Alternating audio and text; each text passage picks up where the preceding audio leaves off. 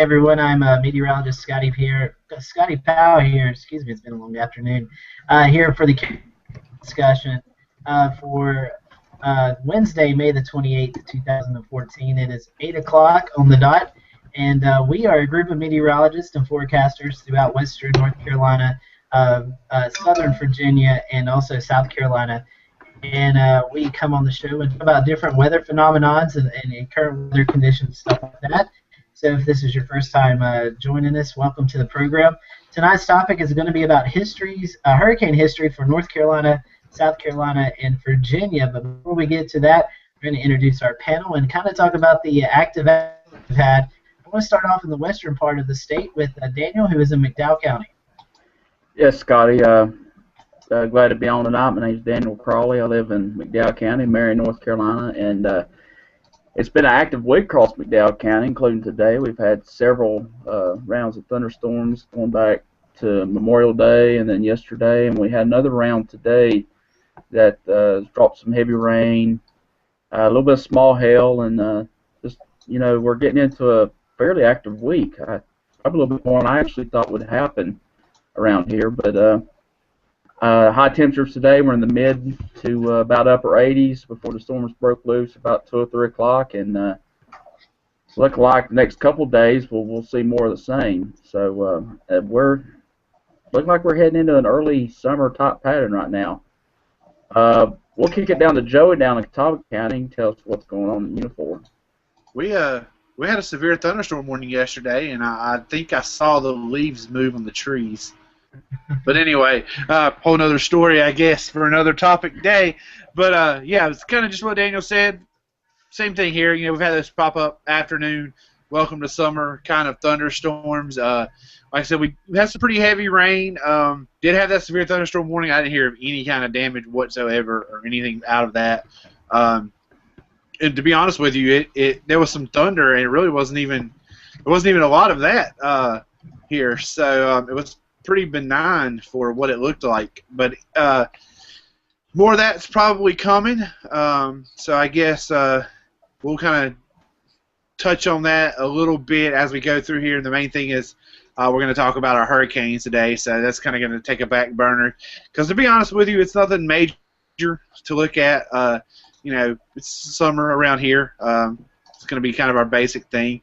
So I guess our only other panel member we have is Ricky, so we'll probably go to him. But before we do, since Russell's not here, we need to let everybody know that any of you women out there who want to go ahead and shoot him an email, you've only got a few days left. The man is getting married Saturday, and he'll be out of the availability pool. So he's going to be taking the plunge into the married life come Saturday. I don't know how much chance you had with him anyway, because he's marrying way up. So he probably don't want to mess that thing up that he's got going. But that's another thing, and I hope he's watching and got here. Actually, I hope she's watching and heard that. But anyway, long story. I'll send it up to Ricky. He can talk about the epic tornado outbreak that is due tomorrow. Sure I can. Just do that out there. But anyway. Yeah, about that. It's not going to happen. Up here in the Virginia area in eastern Carolina, we've been dealing with some pop-up showers and storms all day long. Still a nice complex of storms over eastern Virginia, stretching down into Currituck, Elizabeth City, southern shores areas. Got some gusty winds moving through that area. Right now, we'll probably see that whole complex move south as the evening goes on, and the cold front pushes southward through the afternoon and evening hours. Reached up in the 90s today. It was a hot day, and we're going to cool down a little bit for tomorrow, probably only in the 60s for some areas. It's almost a 30-degree temperature drop for tomorrow in our area and eastern Carolina. There was one severe thunderstorm warning that I saw earlier today. That was for Washington County. Around 3:30 or so this afternoon, there was some small hail down there, but other than that, not much going on across the. Hey, Ricky, how? I'm going to New York tomorrow night. How's my weather looking up that way? Joey, that's a whole different state. Yeah, I know, but I got to come through your area. Well, tomorrow in my area, it's going to be temperatures in the 60s with that's what I want to hear. Showers throughout the day. That's what I want to hear. I want to drive to some cooler weather. Well, you are heading up north, so you got that going for you. Current temperature in New York City, LaGuardia, 57 degrees. Boom. That's what I'm talking about. You know, funny you mentioned that. I just flipped on the baseball game a minute ago. The Braves are up in Boston. It's 47 at first pitch. Welcome to early June. But, you know, for that part of the country, that stuff tends to happen. And by the way, my Red Sox beat your Braves the past 2 nights, Daniel, so I just wanted to throw that out there. Just like on Weather Brains, the show becomes Baseball Brains. Anyways, I guess I'll kind of recap what's happened here in Burke County today.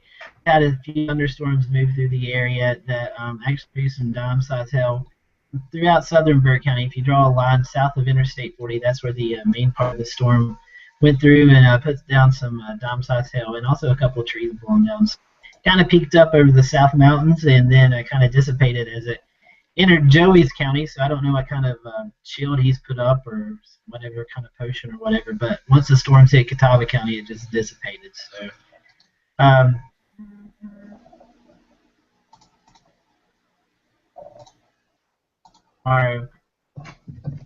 the dynamics in the atmosphere and stuff like cold front moves into the area. So it works out.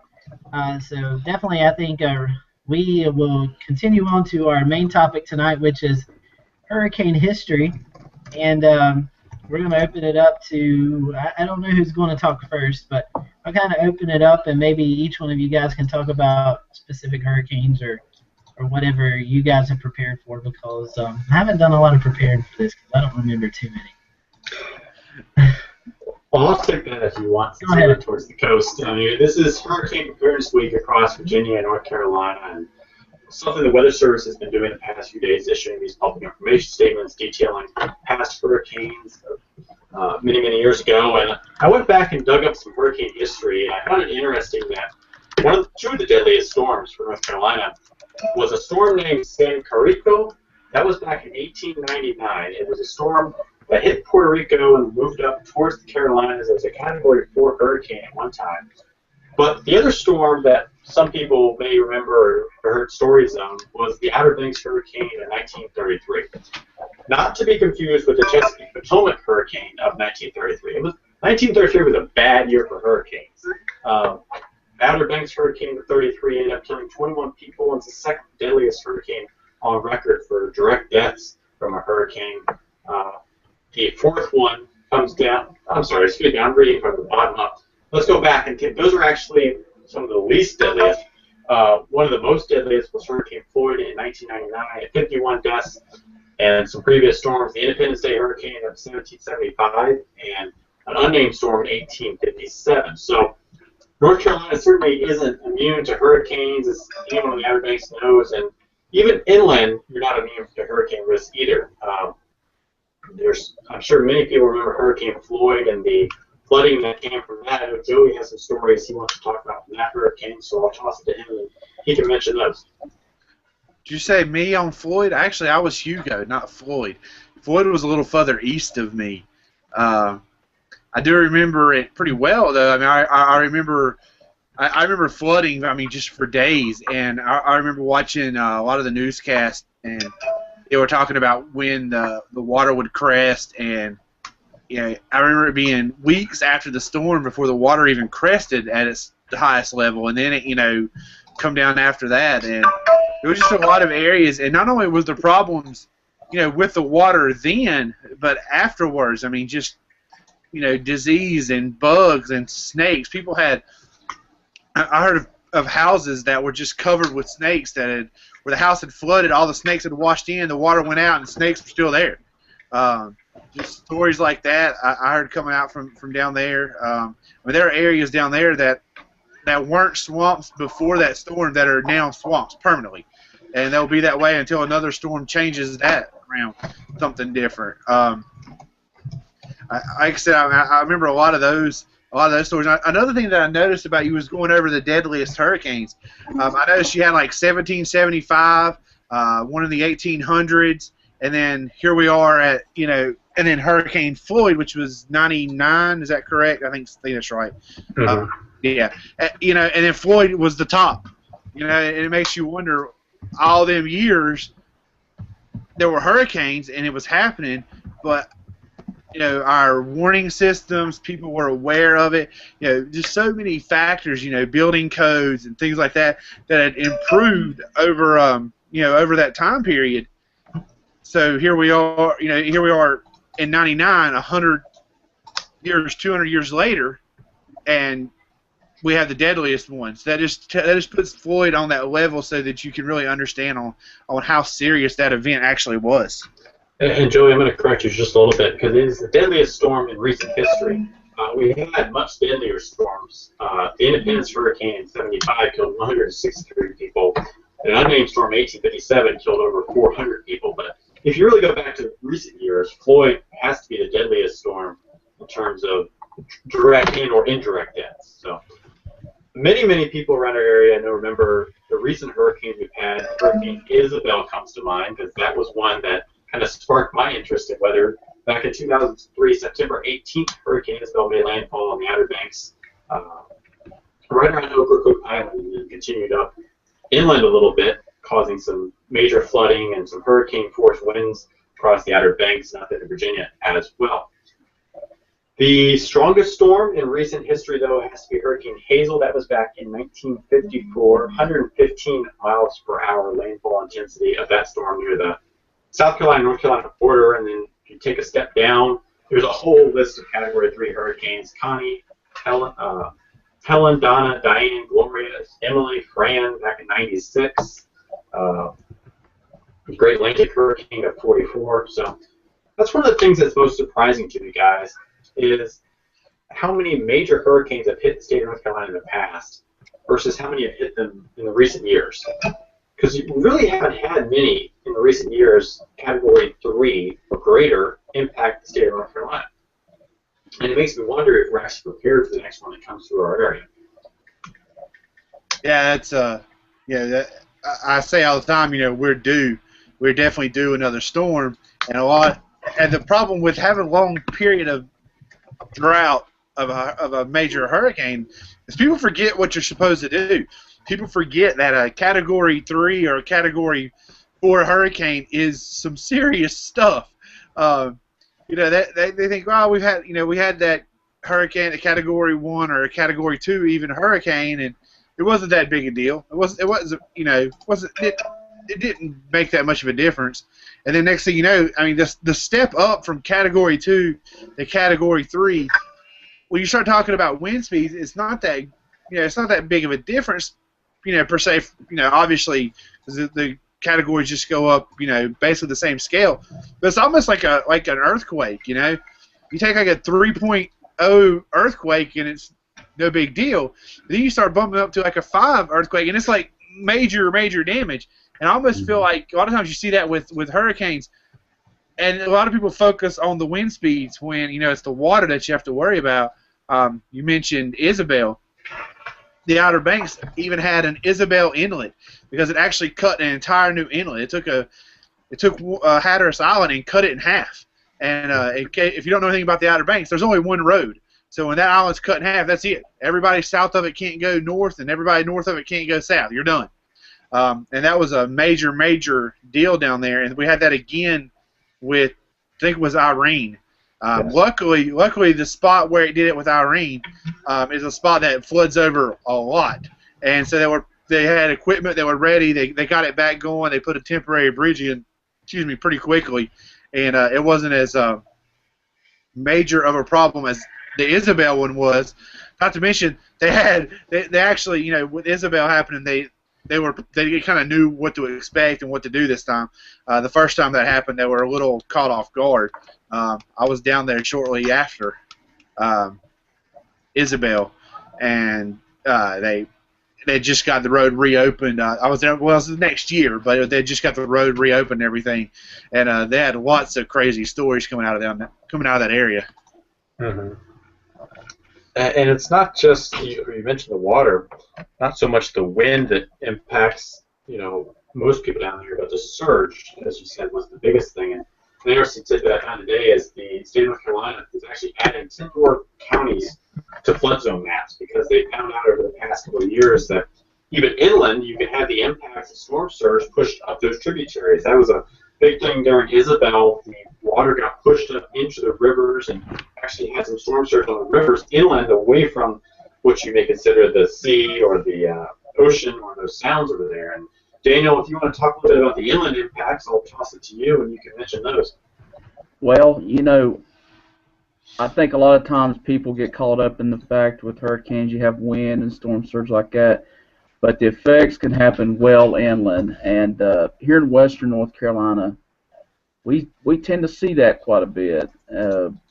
What's kind of unique about us here in the western part of the state, you guys have been talking earlier about the storms like Isabel and Hazel and Fran and all them. All those storms were storms that come off from the Atlantic coast and that come inland. The thing about western North Carolina, we rarely get that when it comes to remnants of tropical systems. Most of our attention is usually, you know, we pay attention down in the Gulf of Mexico to see what happens because usually the prevailing wind flow will send those north, whereas the Atlantic storms, they may come inland. And, you know, Hugo 25 years ago was really a real exception. You don't see that because the weather pattern at the time it caused that to come as far inland as it did at the angle that it came in was you had a blocking area of high pressure over the northwest Atlantic, so that kept it from completely curving out to sea. At the same time, you kind of had an upper level low over the deep south, northern Gulf of Mexico region, and what that allowed was it allowed it to funnel into Charleston, and it come all the way up and it affected Charlotte and even up into the mountains. But, you know, flooding is always the thing that we look at when we see tropical systems that come inland. And I've got some photos here. This is the 10-year anniversary of the 2004 hurricane season. And as you remember, 2004 was pretty crazy, especially for the state of Florida. And we had two storms that cut across Florida, or we had one that cut across Florida. The first one was Frances. And if you can look at the screen share here, I hope everybody can see this that's watching tonight. Frances cut across Florida on Saturday, September 4th of 2004. And if you remember from Frances, it was a really big storm in terms of its size and its actual coverage. That storm cut across Florida, and then it cut north into the Gulf of Mexico. And what ended up happening is due to the fairly slow movement and the enormous size of the storm and the wind field around it, a lot of moisture got brought in from the Gulf of Mexico and into the Atlantic, and it made a direct path from the southern Appalachian region. And what we had was some of the worst flooding in history in parts of western North Carolina. Right here's a map. I guess you guys can see it. This is from the National Weather Service in Raleigh. This was about a 3-day event with Frances. It started kind of on Monday as the storm went into the Gulf of Mexico. But the main part of it was all of Tuesday, the 8th of September, or excuse me, the 7th of September, and into the early parts of the next day, Wednesday the 8th. And if you look at this map, a large portion of North Carolina received significant rainfall. The eastern part of the state was fairly spared from the rain. There was some isolated tornadoes due to the circulation of Frances, but if you look at the western half of the state, some phenomenal rainfall totals, especially west of Charlotte and into the eastern slopes of the Appalachians. A lot of areas of 6 to 10 plus inches of rain fell over about a 24 to 36 hour period. Right here's another map. This is from the National Weather Service in Greenville-Spartanburg. They did an overview of what happened during Frances, and if you look at some of these totals, especially if you see here on the eastern slopes of the mountains, we had 8, 9, 10, 12 inches of rain. And to be honest, if you look at this darker shade of purple, and it basically runs along the Blue Ridge Parkway, there were totals from spotters of as much as 16 to 18 inches. Now, when you have rainfall of that magnitude, and even if you look away from the mountains itself, anywhere from 6 to 10 inches of rain, it's usually going to cause flooding, even in your main stem rivers like the Catawba Basin, the French Broad, the Broad River. you're going to have a lot of flooding going on. And that's what happened. It started with Francis, and here's a radar shot. And I found this the other day. I thought this was pretty neat. The storm, even as well inland as it was over Georgia, had such a huge precip shield with it that it just continuously kept raining. And when that rain banked itself up against the mountains, it just resulted in a lot of trouble. Here's a first picture I want to show you, and I'm going to try to zoom this in a little bit. I apologize for the quality. It might go down a little bit. This is the Biltmore section of Asheville. Anybody's familiar with the Asheville area? If anybody's ever been to the Biltmore Estate, this is the Swannanoa River. It runs through the Biltmore Village, and as you can see, that was some really major flooding for the Asheville area. In fact, water levels along the Swannanoa during Francis was like the second highest ever recorded for that area. And it knocked power out for days. That road was impassable for a few days. And then for the folks that have businesses in the Biltmore Village, it caused all kinds of damage. Here's another photo, kind of a photo from further back. But you can see that whole area was underwater, and there's just a lot of damage. And what was amazing about it, Francis brought a lot of precip, and just one storm itself usually causes problems. But 2004, as you know, especially that month of September, we had more than just one storm. Now, a little over a week after Francis brought all that rain to western North Carolina, we had major Hurricane Ivan that developed in the Caribbean, and it came across in the Gulf of Mexico, and it made its landfall there on the Gulf Coast. And just like Francis, made a beeline straight for the southern Appalachian region. And here's another map. And this is a map of the rainfall totals that we had during Ivan. As you can see, the eastern slope of the Alps once again got hit pretty hard. One good thing about Ivan, it moved a little bit faster than Francis, so instead of getting 10, 12, 14 inches, some of the same areas only got 6 to 8 inches. But if you really think about it, that's in excess of 2 feet of rain over about a 10-day period. In mountainous terrain, you're asking for a lot of trouble. One other difference with Ivan and compared to Francis, you had a little bit more of a focus of rain in the far western part of North Carolina, places like Haywood, Jackson, Transylvania, and Macon County. Those areas got some double-digit rainfall totals over a period during Ivan. And that brings me to one more thing, and I'm going to show you these pictures right quick. And I don't know if many people really know about this, because in 2004, it seemed like Florida got a lot of the attention during the hurricane season during September, but we had a tragedy that occurred in part of western North Carolina. This is a picture of Fishhawk Mountain. I don't know if you guys can see it with the blue arrow here. That's the top of Fishhawk Mountain in Macon County, North Carolina.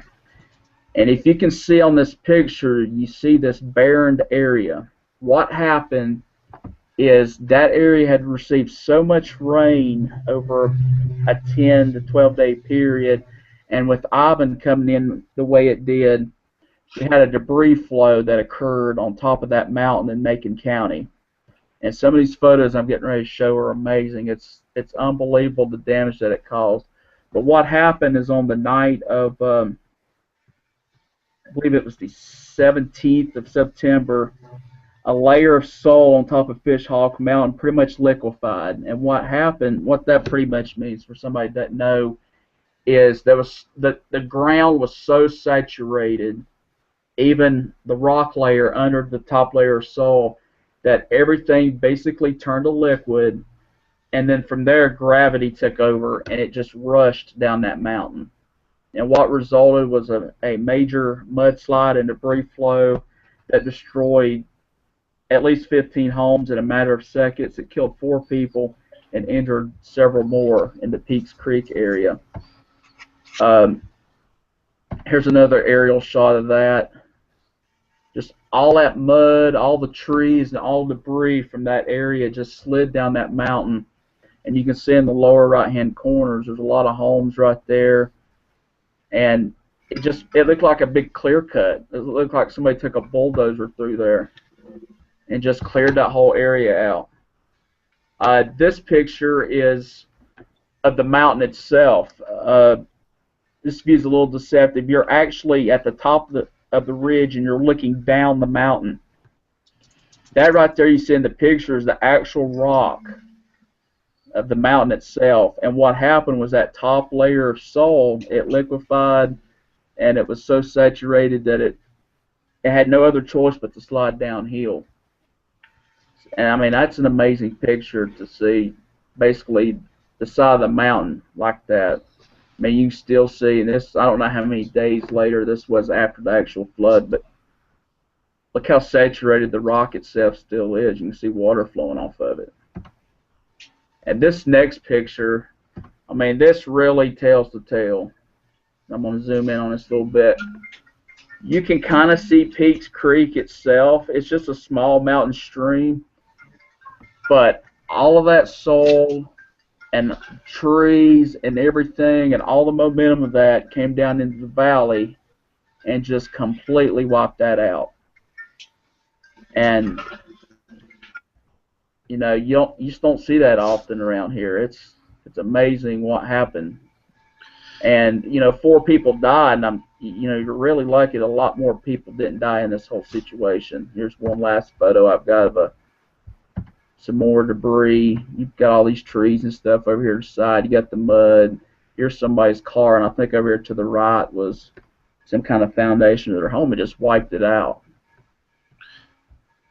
And you know, that's the thing about tropical systems in this part of the country here in the Western Carolinas. Everybody gets all caught up in the wind, and they get caught up in everybody watching reporters on TV being blown around in the wind and all that. But heavy rain and flooding, it can be really, really a damaging thing if you're caught off guard. Now, Daniel, that 2004 wasn't the first time that happened. The exact same thing. It was 2 back-to-back tropical systems like that happened in 1940, which caused anybody in my area in Catawba County will remember that, who was alive then, or they've heard stories from their grandparents about the flooding, the 1940 flood. It actually, from my understanding, it wiped out every bridge along the Catawba River. There was none left. It basically completely wiped out the railroad. Which back then, was a very big deal in our area. I was telling you guys before we came on the air, my grandpa, I remember telling stories about them before the bridge was washed out. I think it was Slanting Bridge Road. It might have been Highway 150 over the Catawba River. It was a river then. It's Lake Norman now, but back then it was just a river. And they were off the bridge with the lassos trying to fish for cattle that was washing down the river. And I believe that storm also caused a lot of damages. Scotty, you might have heard stories of this up in the Collettsville, Wilson Creek. I think that was the one that wiped out most of that area too. Was 1940, and that happened again in 1916. Even back before that, I don't remember if that was 2 storms or just one, but I know that it was another tropical system, same deal, and caused. If I remember, I think 1916 was the one. There was a forest fire that burned everything from Grandfather Mountain down to Wilson Creek. And then the flood happened after that, and it washed everything out. They had a narrow gauge railroad up through there, washed all of that, and we just lost Scotty. So you can't tell me now if that wasn't, if he might have heard stories from that area up there. But I remember, though, I'm pretty sure that was 1916. Daniel, you might know. I don't know if you studied any history of those storms or not. Yes, there were. I think those years are correct. There were several, even in the last 100 years that have happened. 1977 is another one. I don't know if it was 2 tropical systems. I think there was one that brought some very heavy rain to our part of the country. And in fact, Alta Pass up in Mitchell County along Blue Ridge Parkway. You probably know that the apple orchard. Yeah, if you're familiar with that area, the apple orchard, I'm thinking that still is the 24-hour record for the state of North Carolina for rainfall. I know it's there. You're probably right on the date and when it was, but I do know the record is at Alta Pass. Yeah, and that just, that happens in the western part of the state. It's been 10 years since Francis and Ivan, and we've been pretty fortunate since. But like you mentioned earlier, you don't know, man. Our luck may run out some point. I can remember that's the memorable storm for me.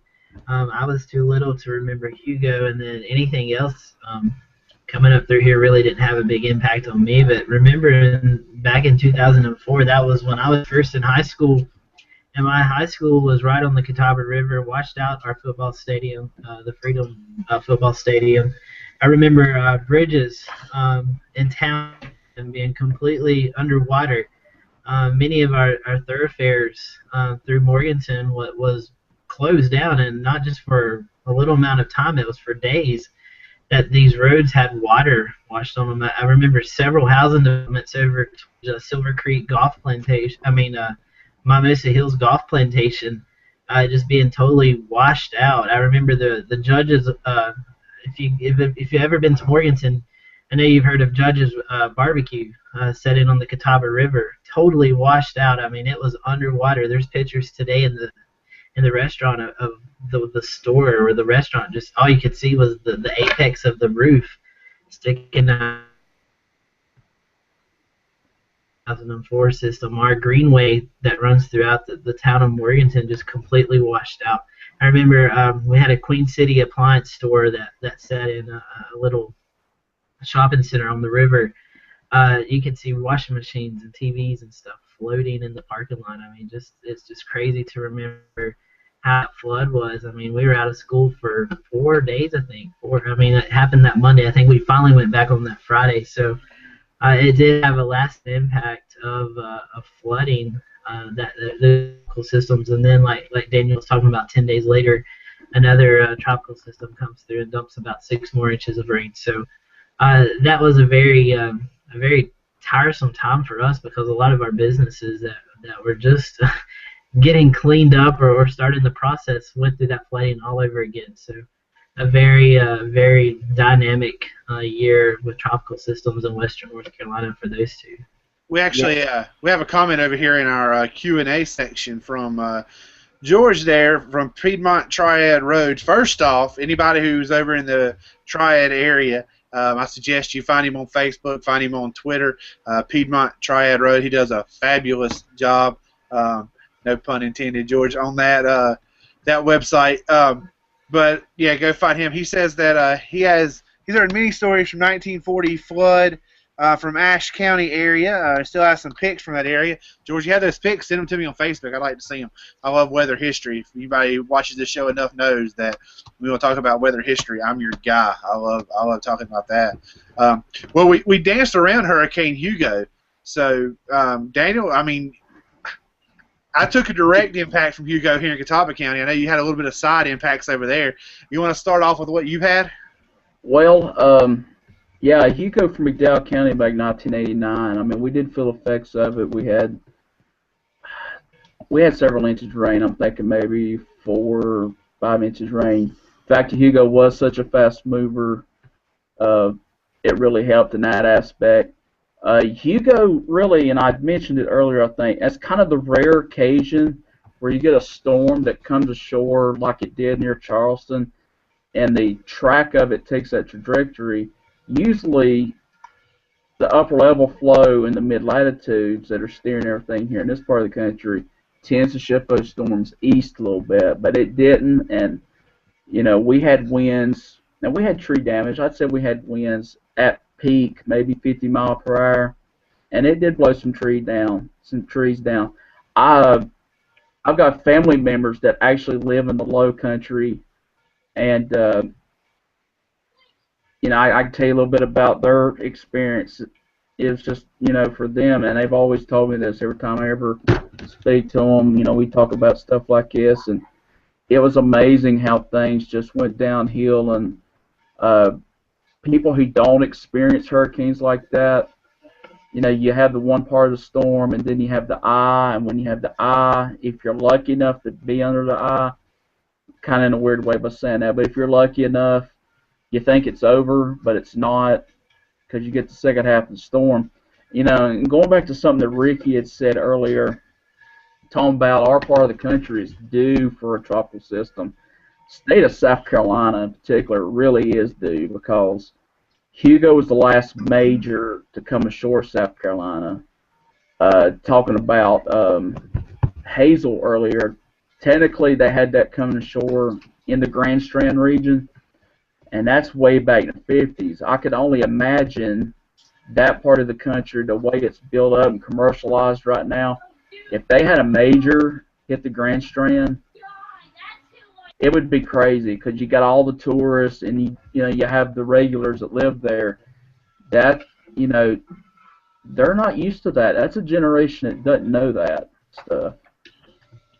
Yeah, Hugo was, what, 25 years ago now? Yes, this will be the 25th anniversary. Right. Yeah, so that's definitely, they're definitely due. One thing about Hugo, it was not a very well forecasted hurricane. They literally never got a handle on that storm. It started out, it came across Puerto Rico. Here's another funny history story. You guys know I'm a wealth of useless knowledge, but I know you guys have heard of the future Hall of Famer and NBA MVP Tim Duncan. Tim Duncan was actually training to be an Olympic swimmer. Hugo hit the island of Puerto Rico.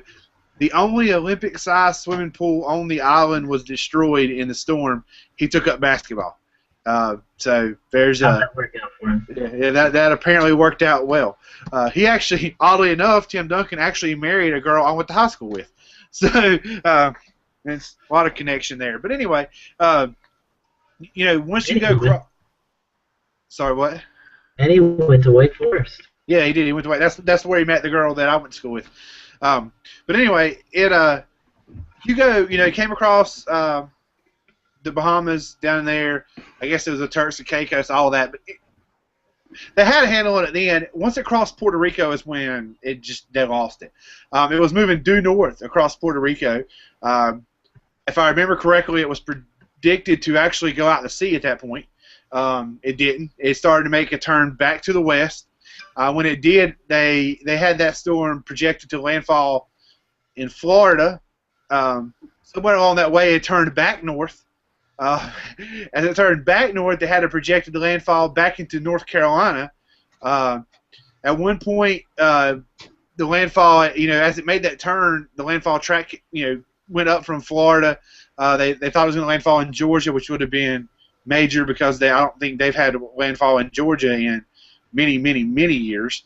And it slowly, the track, kept going north until they actually, the night that Hugo made landfall, up until that day, they were prepared for landfall somewhere near between Myrtle Beach and Wrightsville Beach in the Little River area.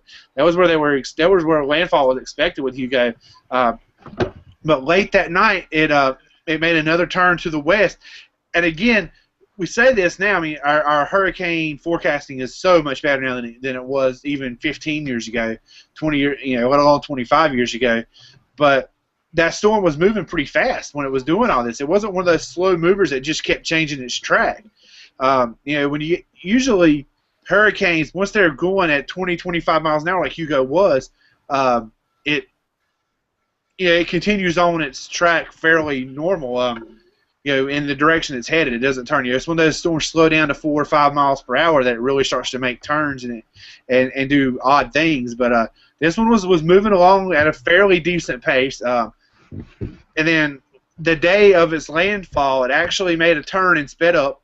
It made a turn, and it was also a category, I want to say a Category 2 storm, I think it was, as it moved north, and then as it got right over the Gulf Stream. As it got there at the Gulf Stream, it blew up into a Category 4 storm literally a couple of hours before it made landfall. And then it made that turn to the west and made a direct hit on, right around the Charleston, Mount Pleasant, South Carolina area. There were stories that came out of there. I remember, I think it was McKinley High School. Don't hold me to the name. But the people took shelter in the high school, and then the storm surge made it all the way there, and it was never expected there. The people kept climbing on things. They climbed on tables. Then eventually they were stacking tables on top of tables. Pretty soon they pushed ceiling tiles out of the way and climbed into the ceiling before finally the water stopped climbing and began to recede. And they could have I don't remember how many people were there, but there would have been a lot of there'd been a lot more fatalities had they not had that water not stopped where it did. Funny thing is, and it will shock you because I did this when I was in Charleston. I went to that high school. I think it was McKinley High School. I think it was the name of it. But I went to the high school where its location was, and it's not right on the water. I mean, don't get me wrong, it's not far from the water. Nothing in the low country South Carolina is. That's why they call it the low country. But you wouldn't expect water to get all the way there. Not at that. I mean, you might expect some water to get there, but to get all the way to the roof, that was a pretty serious deal. Then, of course, Hugo moved on up through the Columbia area, and again, oddly enough, took a turn more north. Basically, came almost directly over Charlotte. If you got it, I think it's on YouTube if you want to find it. WSOC Channel 9 did this great piece on it. It's in 4 or 5 parts or more on there. I actually had it on VHS cassette, believe it or not.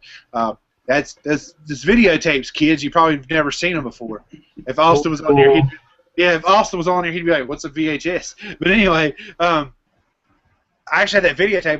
It's like a couple hour special. Basically, they showed you all their program because nobody got to see it because everybody's power was out. But they ran, that programming the entire time. In fact, they lost their tower at one point. The WSOC tower came down, and so everybody was. Nobody got to see their broadcast, but believe it or not, I still don't get to. yeah, well, but Never mind, I won't go there. yeah. Honestly, back then they had a guy named Ray Boylan on WSOC. He was probably one of the best meteorologists we've ever had here. I know we like Brad Panovich, and I still put Brad ahead of Ray.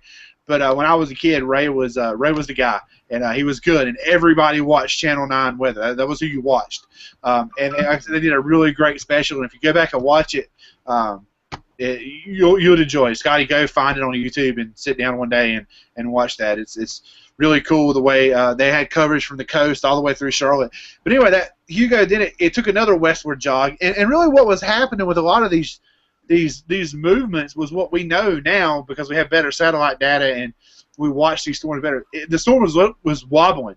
It was almost the eye was almost collapsing and reforming, and when it was redistributing the eye, it would throw the forecast completely off, and that was what was happening with that storm.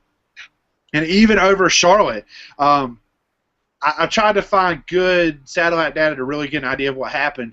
And I've not been able to see really good, but I think that it might have done the same thing. It literally collapsed and almost basically it took a wobble. I don't know if it really completely collapsed and reformed a new eye, but it definitely took some kind of wobble because it moved a little bit more west and came right over Catawba County to the point where I remember vividly standing in my front yard and seeing the sunshine in the middle of the storm. It came out, saw the blue sky, saw the sunshine, saw it all.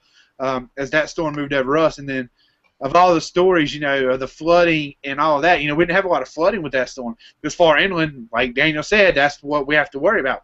Not with this one.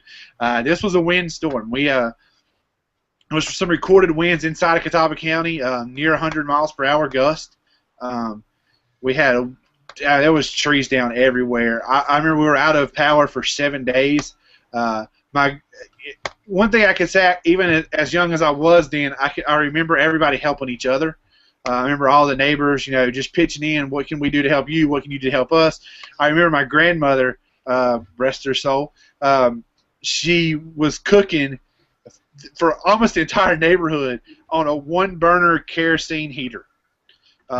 She was cooking soup, those little Vienna sausages. She would cook those, and you don't have to cook them, but she took the time. But yeah, she would. She had a little kerosene heater, and we had enough kerosene that we always had stored up. And she stood there on our front porch and cooked soup and those and just whatever she could find. She was just whipping stuff out of the cabinets, cans of whatever. The neighbors would come over, and that's how we got through for about 6 or 7 days with no electricity. I remember a house not far from me. me and my grandfather, we went out right after the storm and kind of started trying to drive around. And a lot of places we couldn't even go. You know, a lot of streets were blocked. You couldn't go anywhere. I remember we went to one house because we heard somebody told somebody how news travels. The guy's house was 5-6 feet probably at least moved off the foundation, which was, you know, it's crazy to think of. And I feel like for sure that was a tornado that probably touched down right there. Another area, if you live here in Catawba County around Newton, you know where the old hospital was in South Newton. That neighborhood, which has a lot more housing now than it did then, there was a lot more trees, but it cleared all the trees out of that neighborhood.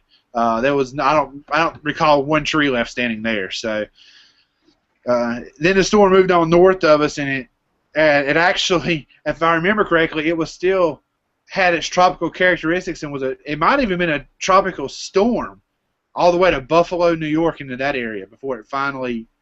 I think that was the last update from the Hurricane Center of the National Weather Service at that time on that storm. But yeah, it went all the way from Charleston, and it was either still a tropical storm or it still had its tropical characteristics all the way to Buffalo, New York. So I don't recall of any other storm going that far over land and holding on to its stuff. But we're getting down to like 15 minutes left, so we can wrap it up. I do have a rant for the evening. You saying wobble made me think of the song Wobble, so I'm listening to Wobble. Oh, wow. This thing is completely off the rails at this point. You know what? One thing I'd like to say was talking about tropical systems and how they're forward movement. Sometimes, they go fast, and models kind of do a bad job sometimes on that. A lot of times, you also have to look at the size of a system. The small, really compact systems are easy to disrupt, to change your movement, whereas a bigger one, and I would put Hugo as kind of a moderate-sized storm. It wasn't the hugest storm in the world. But you take a storm of its strength, its size, and the way the upper levels were at the time, it was hard. I mean, it just, like you said, what originally looked like it was going to hook up into eastern North Carolina right when it got close to shore. It never did, and it slammed right into Charleston, and it went up to the low country in the Midlands, and then right over Charlotte. One example that I can think of, like far western North Carolina, getting winds, and it wasn't like that of Hugo, was probably 1995 when Major Hurricane Opal formed down in the Gulf of Mexico, and it made landfall on the Florida Peninsula, and that storm was moving at like 25 miles per hour, and they had a hurricane force gusts all the way to Atlanta with that storm. I remember that one. But that storm moved so fast, and it moved pretty much due north, that the far western part of North Carolina during that storm had a lot of 50, 60 mile per hour winds, had tree damage and stuff like that. I don't really remember being a lot of wind associated, like just regular hurricane winds associated with it. But I remember because I was actually out.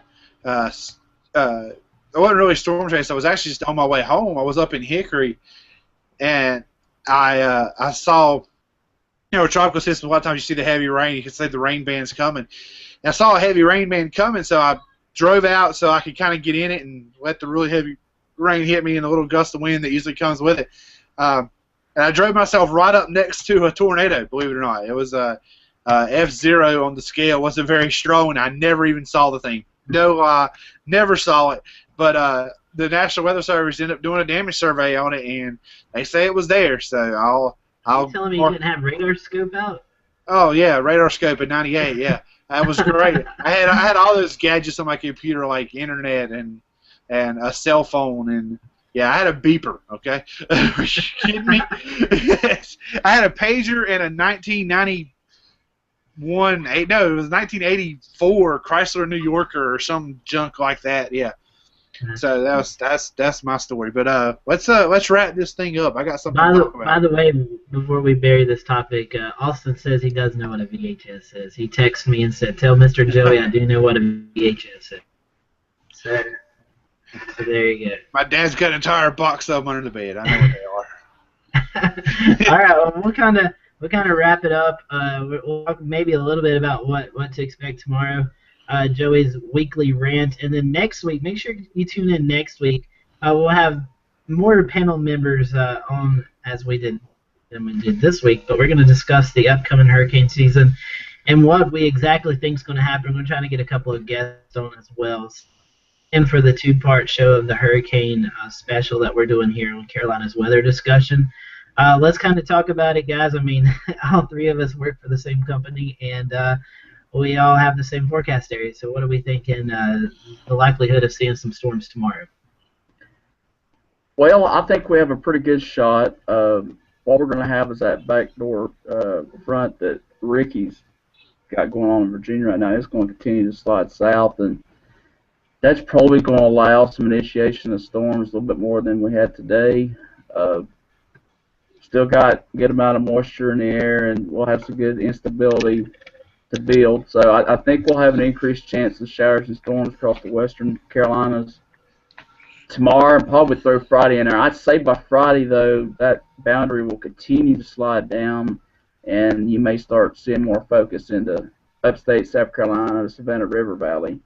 But today, honestly, we thought that was going to be kind of the lull, and if that was the lull, then I'd hate to see what tomorrow might bring. I'd say it's going to be fairly active. That's just my gut feeling.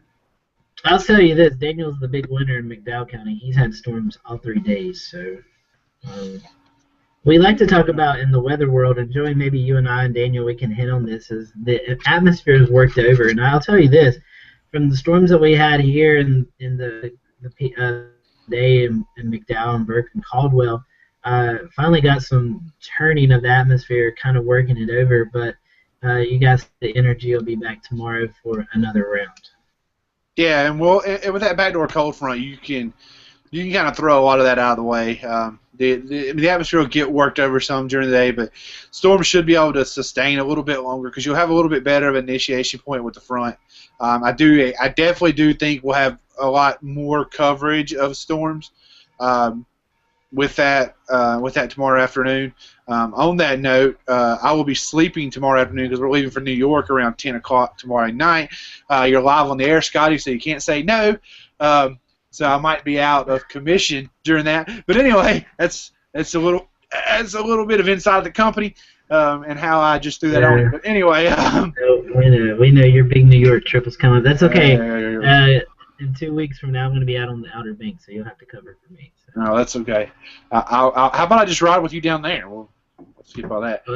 You want to? I'm going to a graduation, so I need someone to hop along with me. So, all right, well, yeah, like I was saying, back to the weather. Yeah, I think we'll have more coverage tomorrow. I know it's been thrown out there, the possibility of tornadoes tomorrow, and I would be idiots not to mention the fact that it has been thrown out there. I will say this. Anytime you have thunderstorms, there is always a chance of tornadoes. So I guess, yes, it is possible. That possibility is not all that high. I would put it fairly low. Definitely some hailstorms. It's going to be a summertime kind of deal. They're going to pop up. They're going to kind of roll probably, east, southeast in their general movement. They probably won't move a lot. They won't move very fast. A lot of them will pop up, bring themselves out, and then pop up all of a sudden over your house. I mean, it's going to be one of those days where a storm will pop up without much warning. I do think we'll have a few severe. I mean, I definitely think so. We'll probably have some wind issues and some hail, but I don't think. Hey, we might have a tornado tomorrow. It's not something that's not something I would predict or anything like that. So, kind of just be aware that we could have severe weather. Don't freak out too bad over it. I think we'd be remiss to say that over the Charlotte metro area, and I don't think Ricky touched on this at the start of the show, the Charlotte metro area down into the upstate of South Carolina, they got quite the hailstorm last week. Yeah. I know Steve Wasco, who lives in Indialand, South Carolina, he had some considerable damage to his roof from the baseball-sized hail that fell down there. So I do think, like Joey said, I think hail's probably a big possibility because of the storms, and Daniel can attest to this because he experienced it yesterday.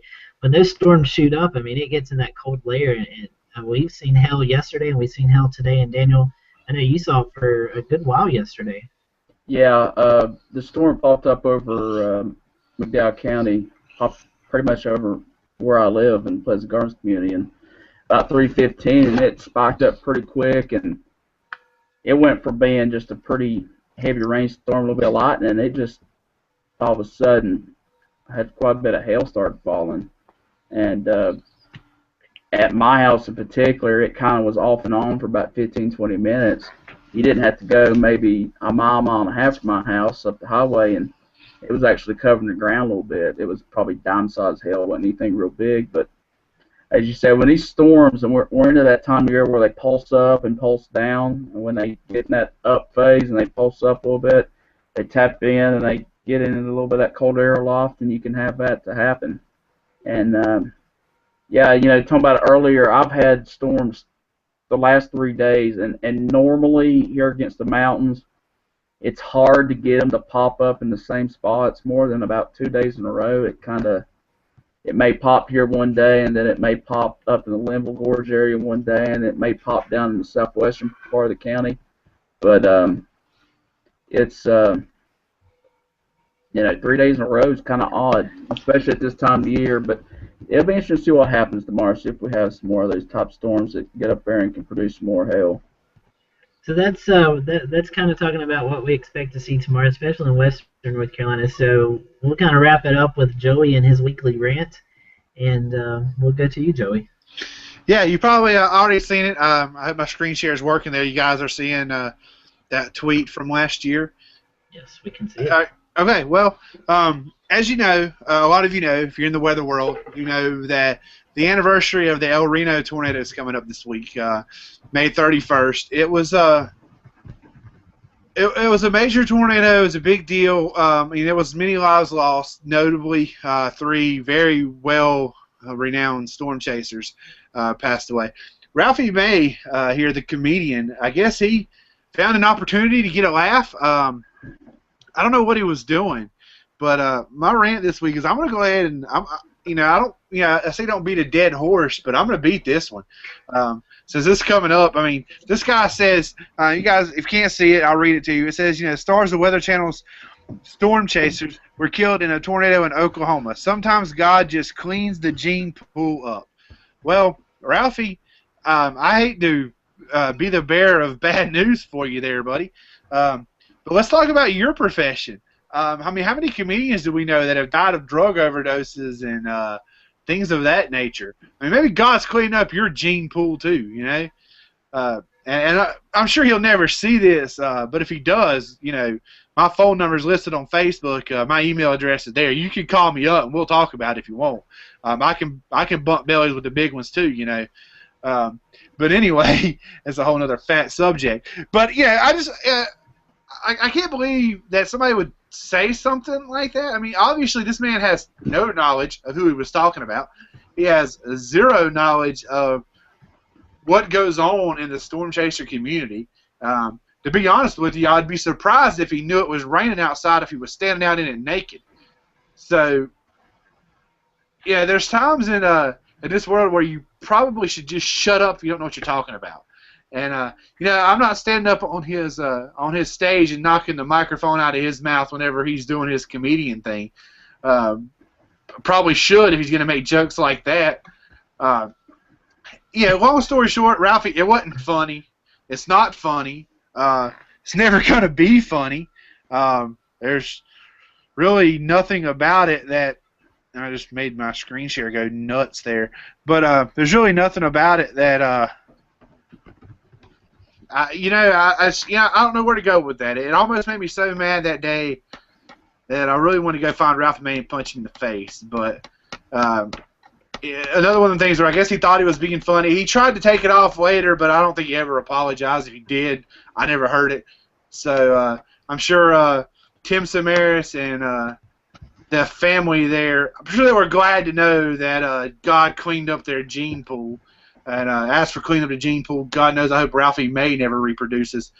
But that's a whole nother subject, and I guess I won't. I know we're not supposed to really name people by name, but hey, you put it on your Twitter feed, and it was there, dude. So you get named by the name. I think Go ahead. you can tweet him because his Twitter